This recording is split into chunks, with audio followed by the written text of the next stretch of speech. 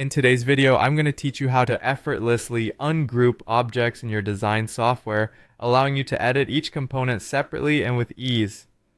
To get started, the first thing you need to do is select the grouped object that you want to work with. Just click on the grouped set. Once you've selected it, you'll notice that all the elements within it are highlighted together, indicating that they are indeed a part of a single group. Now, it's time to ungroup these objects so you can manipulate each one individually. There are a couple of ways you can do this. One straightforward method is to simply right-click on the selection. When you do, a context menu will pop up.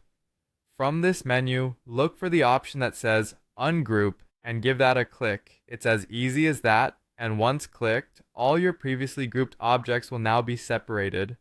Alternatively, for those who prefer using keyboard shortcuts, this next approach might be more up your alley. If you're working on a Windows computer, simultaneously press Ctrl, Shift, and the letter U.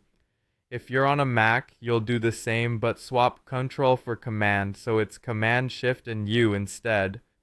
These shortcuts are great time savers, especially if you're often working with grouped elements and need to ungroup them frequently. There's one more method I want to share, and that's through the application's Arrange menu.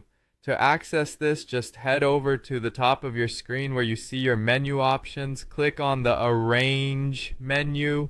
Once it's open, you'll find a list of actions you can perform. Scroll through until you come across the Ungroup option and click on it. Just like that, your selected objects will be ungrouped. Now that your objects are ungrouped, you can go ahead and edit each one independently. This flexibility means you can make tweaks, changes, or even relocate individual elements without affecting the others. Whether you're adjusting their color, size, or position, each object is now freestanding and can be customized to fit your project needs. Remember, ungrouping is a non-destructive process.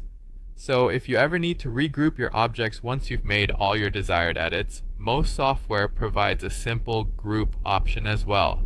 This way you can maintain organization in your workspace or prepare elements for shifting as a single unit again. I hope this guide has shown just how simple it is to gain more control over your design projects by ungrouping objects. Whether you're a beginner or a seasoned pro, mastering these steps can make your workflow much more efficient. Thanks for joining me today, and happy designing!